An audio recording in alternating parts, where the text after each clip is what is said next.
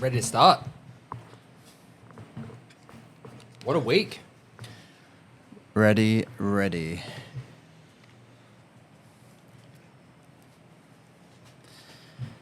Yes, what a week. What is it? 7 days out from the CrossFit Open 2026. We are 7 days out. The anxiety is building. Super exciting. I think before we talk about the Open, how did the weightlifting comp go? It was magical. It was really good. I was so busy leading up to it with like making a platform, painting the platform, cutting the platform, putting it together, making sure everything logistically worked out, organizing the scoring system, organizing judges, that I kind of forgotten about the actual comp itself. And then when it started, it was just really fun and authentic. And you know who made it the best was Al Braddock. He was the MC. Yes. And he just, like, I've been to a fair few weightlifting comps as well, where they're just, like, very somber. And it's just like, and this person from this club, they step out, they clap. This person from this club, they step out, they clap. Some people, they don't even clap for that person because they don't know who they are. And Al just, like, he just made it just fun. And everyone was laughing, and everyone was clapping, and everyone was cheering. And even though there was only 8 people competing, even Deb, who came out from QWA, she was just like, man, this was so fun, so authentic, so real. Everyone looked like they were just having a good time. There was no, there was no awkwardness in between, which I find there's a lot of awkwardness at weightlifting comps sometimes. Like, there's no music, it's really quiet, people don't know if they're allowed to talk or not, and it's just like, only the coach is like yelling out things. But, oh man, it was just awesome. And it felt like a whole bunch of CrossFitters doing a weightlifting comp. Yeah. And Deb was like, that was so much fun. I can't believe it, you know. And so I'm really looking forward to the next one, which is the 30th of May. I just changed the dates to accommodate a few things. But the 30th of May, save the date if you haven't already. And that'll be round 2. And that's going to be a whole bunch of fun. It's going to be bigger and better. And I'm keen. I have made the promise to you and to Sarah that I will do one this year. I don't know if it'll be May, because we'll be having our third child late April. Terrible excuse. A terrible excuse. But I would love to give 100%. Round 3, I will be the first one to sign up and live up to my promises. Yeah, good. We had a lot of people that it was just their first comp. And everyone had a great bloody time. And there was so much help as well with Rory, and he brought in 2 friends that helped people warm up. And I can't undersell how important that was to have people there that have been in the industry for a long time to just ease the nerves, tell people when to lift, tell them what they're lifting, give them some technical cues before their second or third lift, and just like little technical things when it comes to running a comp as well, as like, don't go yet, tell them you're going to go up a kilo, you get an extra minute rest or whatever it may be. And they made the day run really well also. I was very impressed with everyone. Everyone did really well up on the platform, and you could see the confidence building every single rep, and absolutely crushed it. Bit of bias. We did one 10 years ago in 2016 at the old thing. It wasn't registered with QWA. It was just like a little in-house thing. We had flags.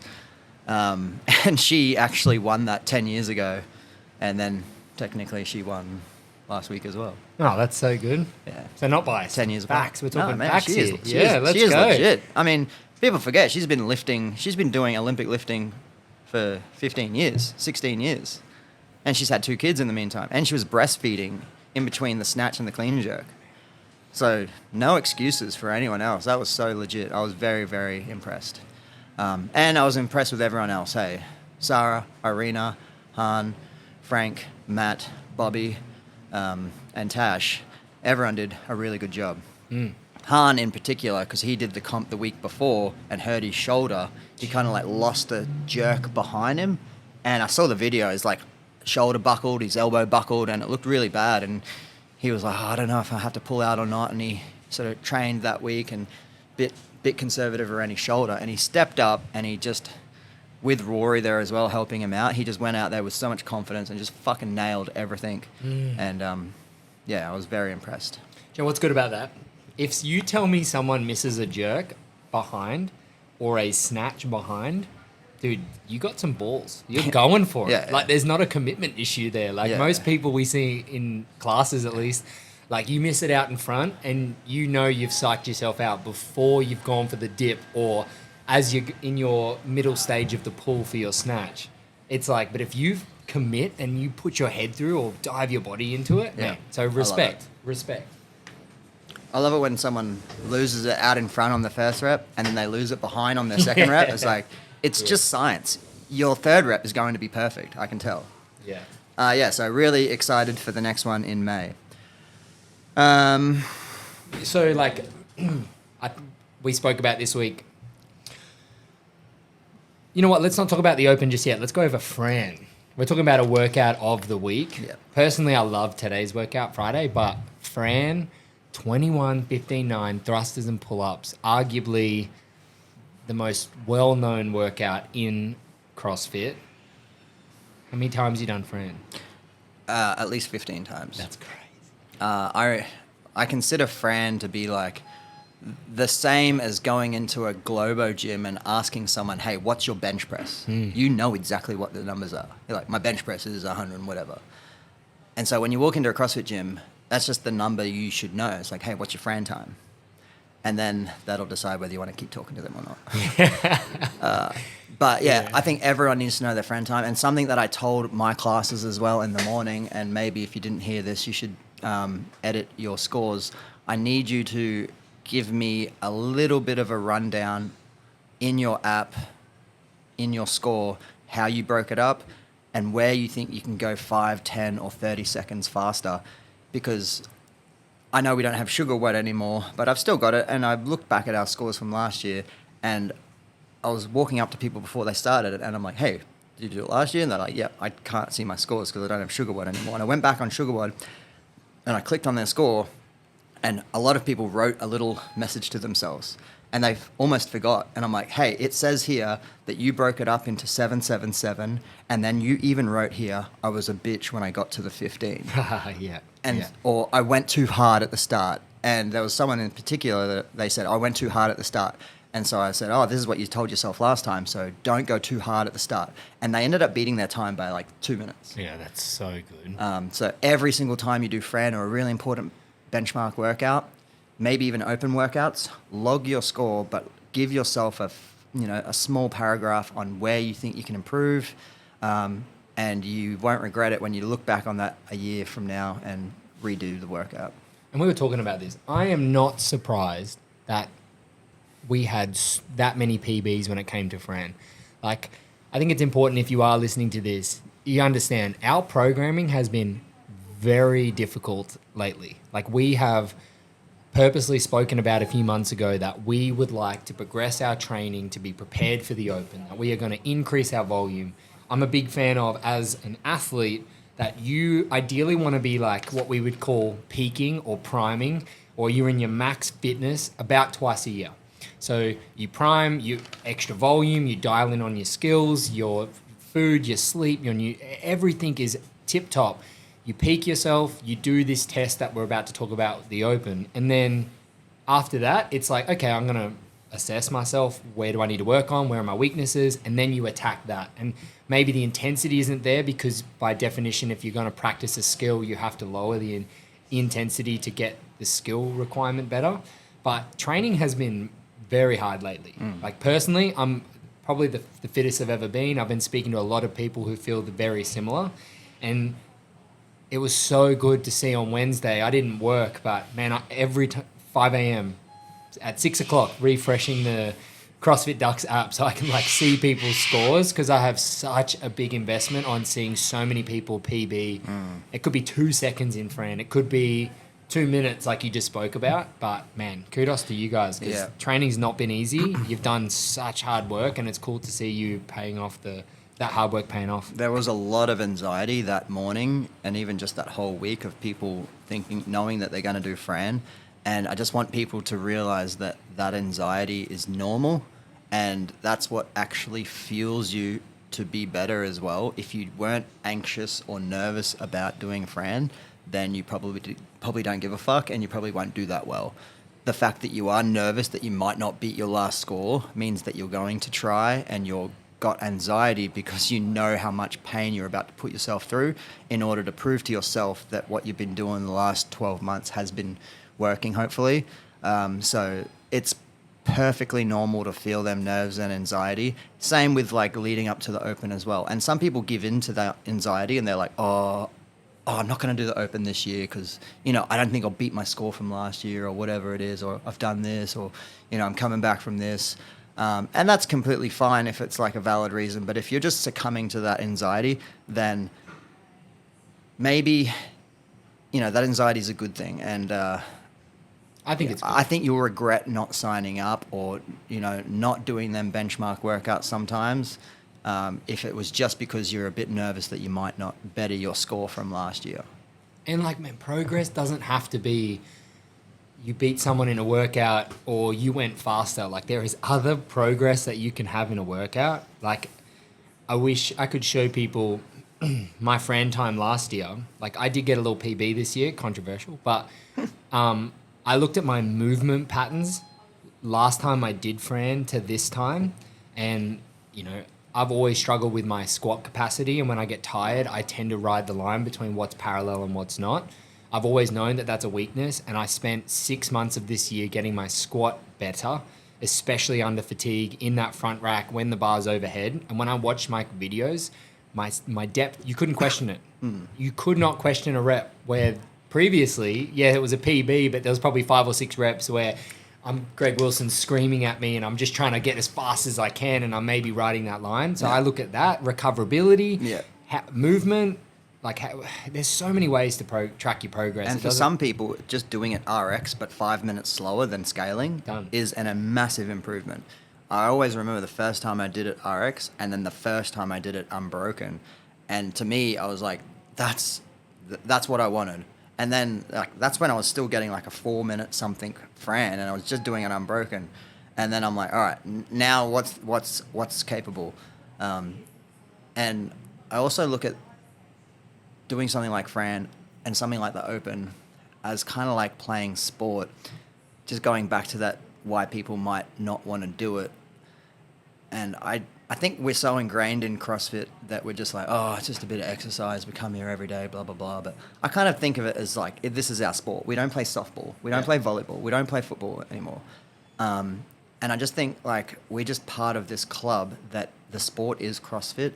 And if you were just playing football because you love football, but then you get to a game that's really important and you're like, I'm not going to play because it's, there's too much anxiety now. It's not fun anymore. I'm scared I might not perform. It's like, no, you've got to grab that challenge. Whether it's like you're in the semi-finals now, or you made the grand final, or you're playing a team that you always get your ass kicked and you really want to show them.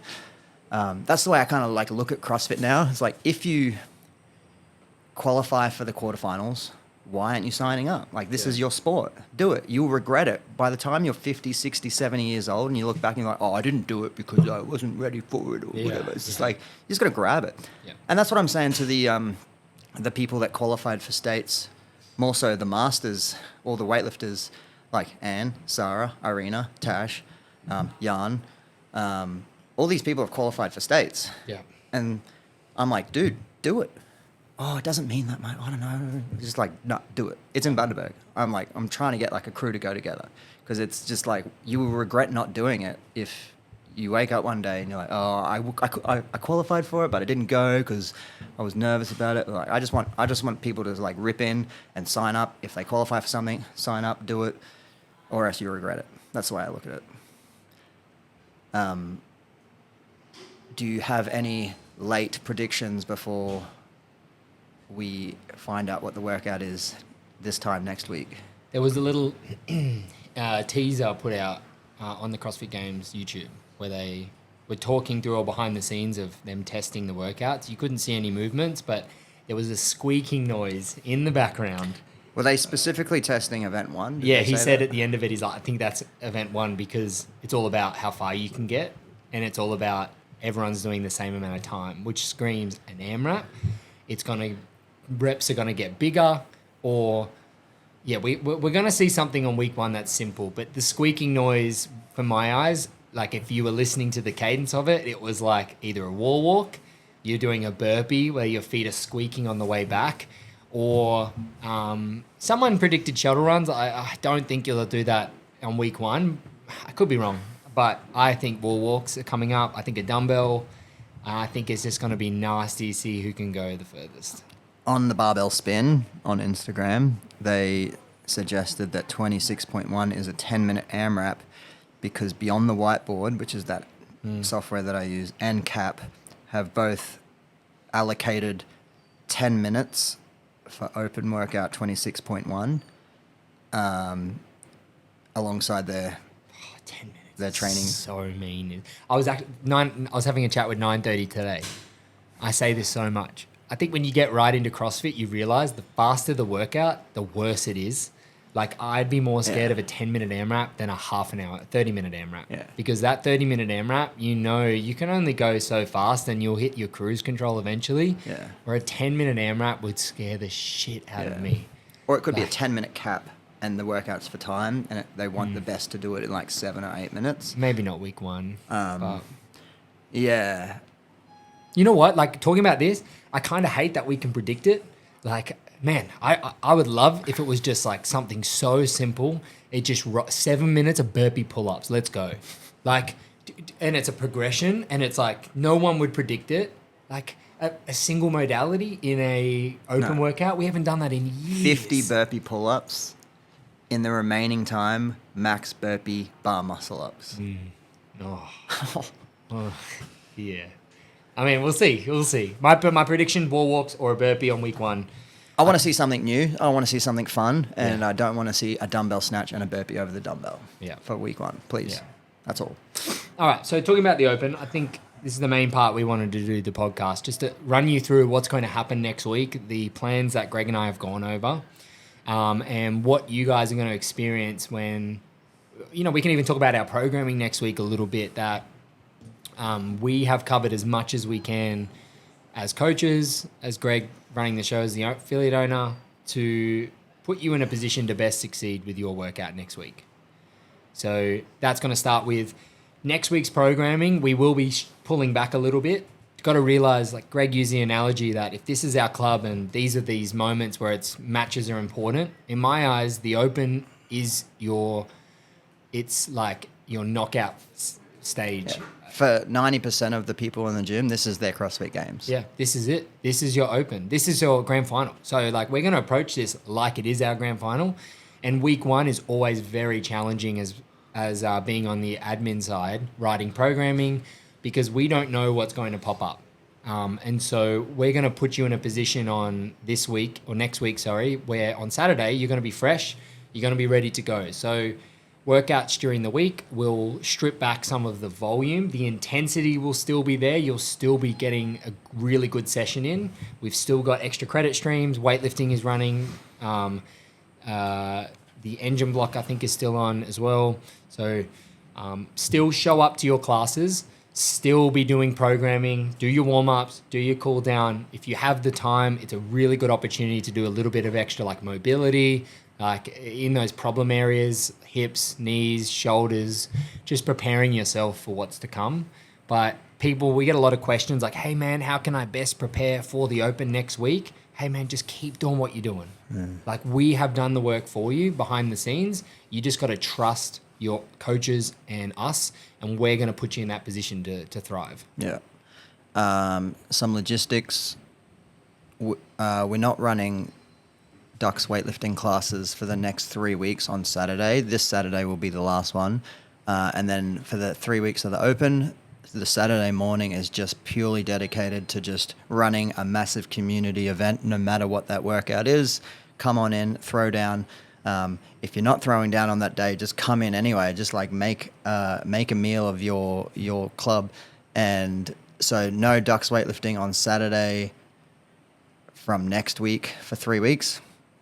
Also, on Fridays, at least next week anyway, we're going to program something really, really basic in order for you to not pull up really sore for whatever Saturday has to offer. And the intention is for most people to try and do the open workouts on Saturday morning with the community. If you can't, that's completely fine. There's plenty of other options there. We can do all day Monday. So Monday is going to be a bit of a hybrid day where we'll have 2 coaches on. One coach will be downstairs running the CrossFit Open for anyone that hasn't done it or needs to redo it. And then upstairs will be a class that will complement what you just did when we find out what it is. That will be most Mondays for the next 3 weeks. And then Fridays will just be relatively simple, but probably like some monostructural type stuff like ski or bike or whatever it might be, just to get a little bit sweaty, rev the engines a little bit, and sort of, you can do that by yourself as well. Friday mornings we'll still run 3 classes in the morning, and then from 8 o'clock onwards we're pretty much just going to run with an open gym for the entire day. If you're still one of them athletes that isn't doing the open till Monday, hey, you've got a whole week's worth of workouts banked that you could potentially do, and you'll kind of know what the workout is by that stage as well. So you could do one of the Dux engine workouts, you could do some of the Dux weightlifting, you could do a workout that you missed. And so there's still plenty of options there. The gym will still be open, but we're going to prepare Friday night and all day Saturday and Sunday for us, Monday for the CrossFit Open attempts. And you still have the option on Friday. Like, the workout normally gets announced at 6 o'clock. And I think as an athlete as well, your greatest tool during the CrossFit Open over the 3 weeks are your coaches.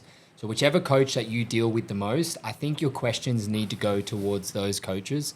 There is so much information that comes out with all the training programs from CrossFit, Mayhem, Brute, Hard Work Pays Off. They're all going to give like their advice. But the one thing that they don't know about you is how you move. They haven't seen what you're capable of. They don't see you day in and day out. And a lot of people get super excited. The workout gets announced and they want to dive straight into it on the Friday. But they haven't actually had time to maybe dissect, speak to their coach, Yeah, so you watch the Mayhem sort of like, here's how you attack 26.1. Yeah. Oh, yeah, they're bar muscle ups. So, if it was me, I'd probably do sets of 7 or 8 or 10. Yeah. But it's like, hey, we know everyone. So for some people, I'd say sets of 7. For some people, I'll be like, I want you to do singles, but I need you to do 1 rep every 10, 15 seconds.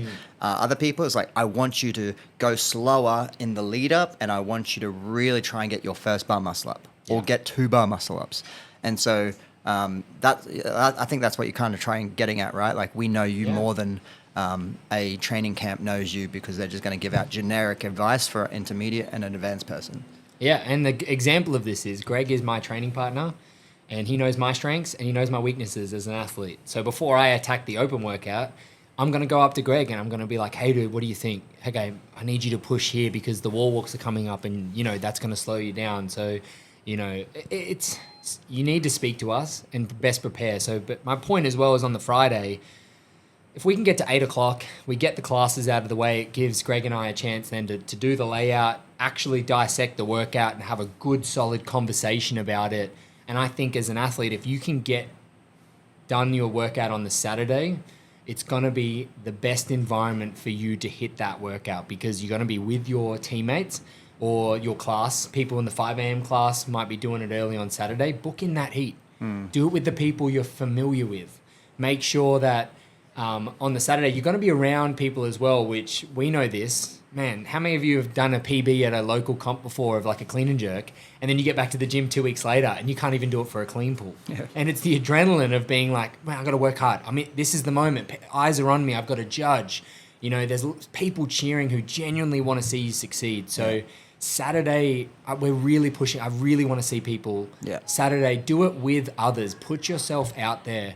You're going to perform best when expectations are high and you live in that realm of anxiety like you were talking about. I think that there is a point of performance that when you are anxious, but you are equally as excited, you've got a bit of a fear of failing, that for me is the recipe for success, because that's where you're going to get the best out of yourself. Yeah. Not by yourself, 7 a.m. on a Friday, where you've dissected the workout for 30 minutes and one person's watching you, I think there are better places to do it. Yeah. Yeah, that being said, like Friday afternoon, Friday night, like I'll be here. It'll be a bit more of like a relaxed vibe, very casual.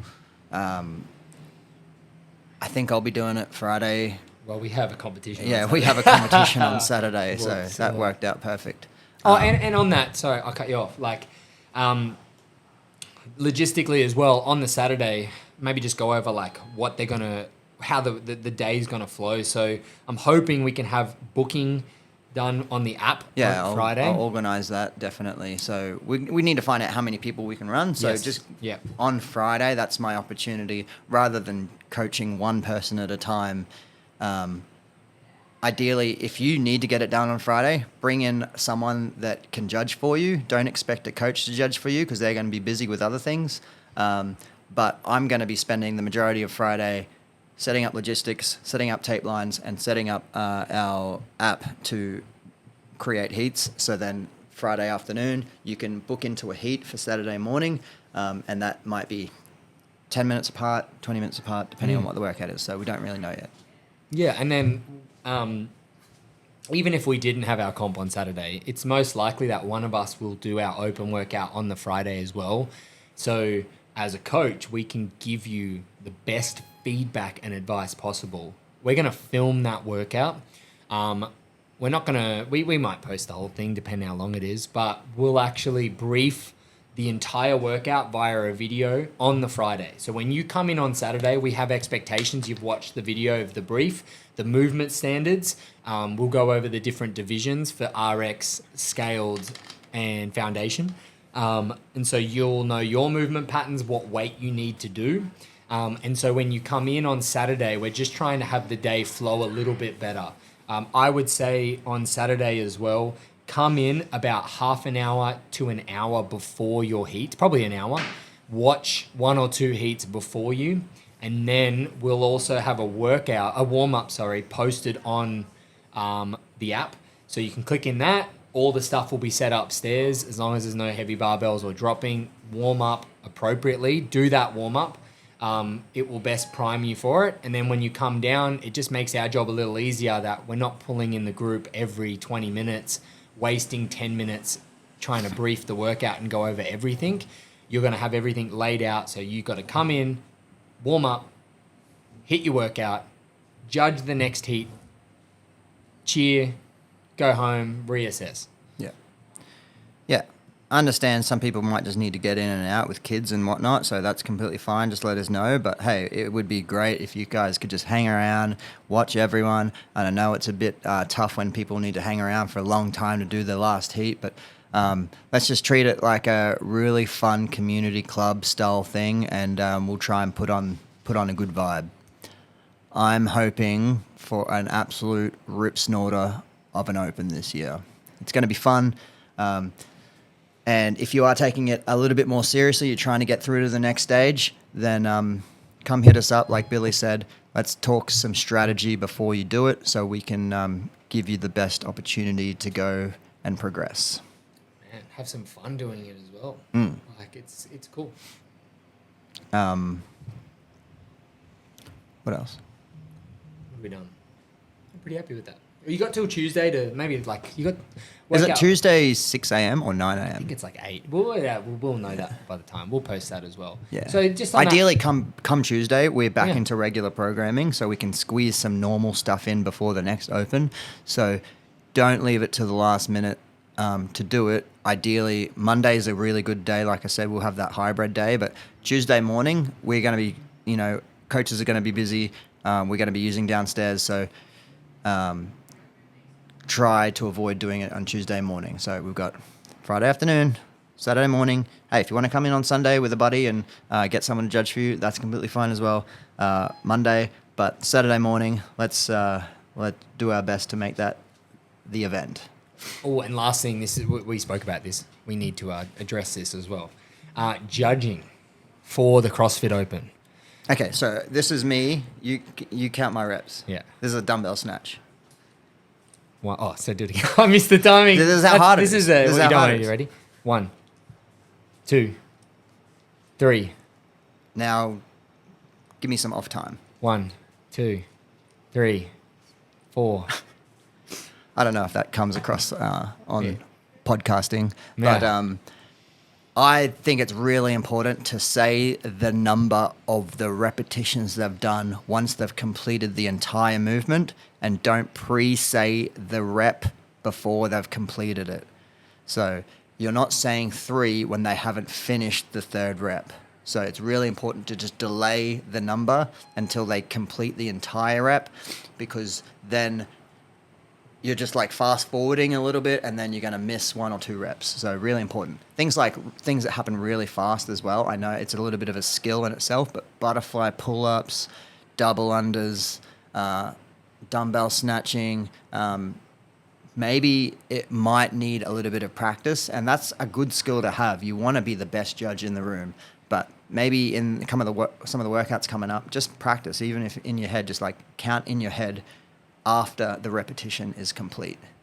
If you're doing double unders, you need to go slightly in front and just stare at their feet, and don't stand too close. You want to be like about 2 meters back and just stare at their feet, and using your hands to point to the floor every single time they do that double rotation is really important as well.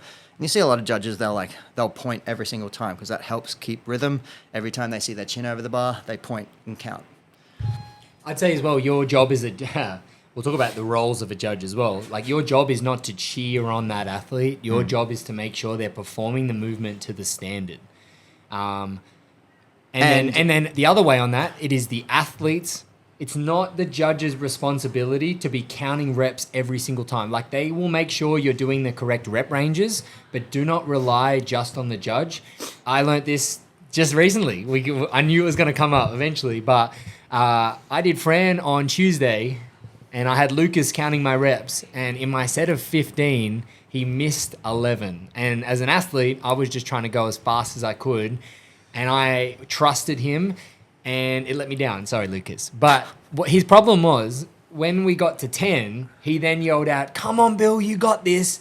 And then he went straight to 12 the next rep. And by doing that, he miscounted. So his job wasn't to cheer me on.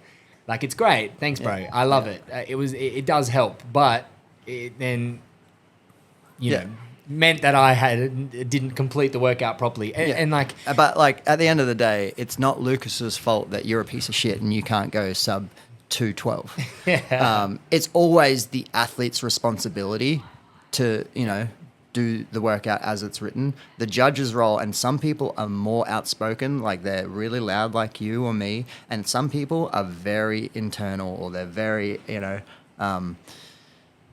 very quiet as nature. So it might be out of their comfort zone to be like really loud and aggressive. So, you do your best if you're a judge, but at the end of the day, it still needs to be the athlete's responsibility.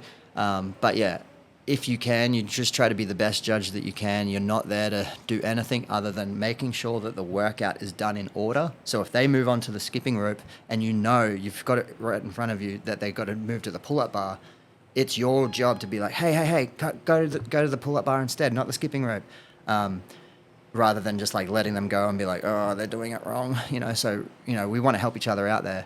But, save the cheering for when you're not judging, unless they're on the rower.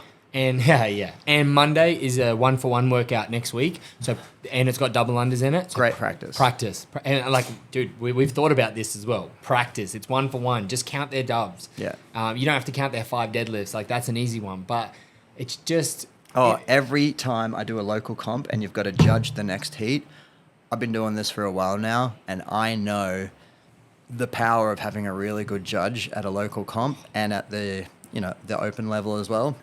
So I always make a massive effort to introduce myself to the team that I'm judging, and then be the best judge in the world. I use hand signals, I get on a knee, I point to their, double unders, and I tell them how many reps they've got left. And every single time they're like, "Man, thanks so much. The last judge we had was super quiet and didn't say anything, and we never knew what." How many times have you been in a comment like, "What am I on? Yeah. What am I on?" It's like, that is the most frustrating thing to do in a competition. So being the best judge in the room is kind of like being the best spotter in the room as well. And you want a really good spotter if you're doing a 1 rep max bench press. Be the best judge you can, and you'll lift the whole community up. Pretty happy with that. Yeah, pretty happy with And that. so, like, I mean, the whole podcast summed up really quickly. Guys, just trust the gym. Show up next week. We're going to put you in the best environment to succeed. We're super pumped. Enjoy when they the announcement. We'll have it up on the TVs. You know how many people have signed up?